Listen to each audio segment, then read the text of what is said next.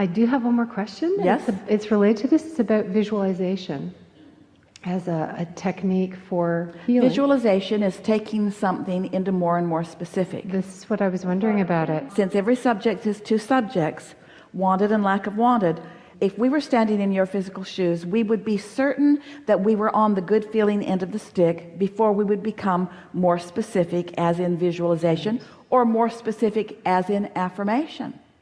Okay. Do your affirming from your state of alignment, and do your visualization from your state of alignment. Don't use either one to try to get into alignment, because it will backfire on you. That's very helpful. Thank you. Yeah. You recognize that, don't you? And in simple terms, you could call it just trying too hard. Right. Trying to compensate for how I really feel with words and action.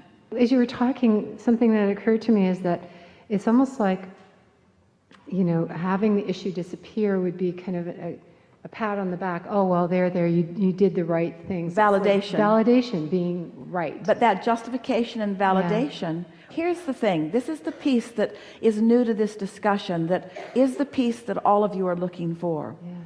Yeah. If you can let the validation, if you need it, and it's all right, if you can let it be the emotional response, then you can get there fast and you can stay there long. If you need the validation to be the all the way manifest, in other words, let's look at this vibration of desire that you want to turn into a full-fledged manifestation that you can see and hear and smell and taste and touch. But if you're needing that too soon in the game, you can't get there. If you can let the good feeling be what you're looking for, you can get there fast and you can maintain that long. And once you get the hang of that, then the rest must follow. But if you demand this before you've got this, if you demand the manifestation, if you demand the changed condition before you've got the unconditioned, which is what we're calling the emotion, then you don't get there. Did you follow that? So let us just ask you some questions. Is it easier for you, from where you stand right now, to deposit $10 million in your bank, or to find a thought that feels good around the subject of prosperity? Which is easier, the emotion or the manifestation? The emotion. Which is likely to happen this afternoon? The emotion. The emotion or the manifestation? The emotion. So what we want you to hear from us is, if you can make the emotion the big deal that it is, if you can make it the prize, because it represents connection to all of the resources, if you can let that be what you're reaching for, because you can get it now, because you can get it now, because you can get it now, because you can get it now, because you can get it now, you can get so good that you can stay pretty steadily there all the time. And when you're not, it's not a big deal. You know you can get back there. You can become expectant of feeling good.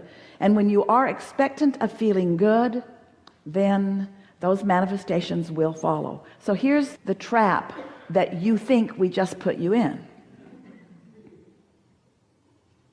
If you need the change in the condition in order to feel good, it's slow in coming, if ever. If you can feel good anyway, then the condition will come. Well, Abraham, do you want us to have the condition or not? Yes. We want you to have the condition. We want you to have the full-blown manifestation. Yes, yes, yes. We're just telling you how to get it. Yeah. Yes, yes, yes, we want you to have the physical improvement. Yes, we want you to have big piles of money. Yes, we want you to have all of those manifestations. We just want you to find the uncondition of it first. Then the condition must follow. But if the condition must be before it is, now you're looking right at the lack of it. So what's the vibration that you're offering? The lack of it. But when you're finding the emotion of it, what you're looking at? The fullness of it. Can you feel the difference? Yeah. It's big. It's what deliberate creating is. It's the difference between those masters that you have revered in all subjects. Those who accomplish the things that you are wanting to accomplish have discovered this. And it feels like a paradox to you. It feels like a contradiction. It sounds like we're saying, if you don't want it, then you'll get it. But that's not what we're saying at all, because your desire is in place. So what we're saying is, if you can surrender your resistance of your desire, then it must come. If you say, I want it so bad it hurts, that's not a good sign.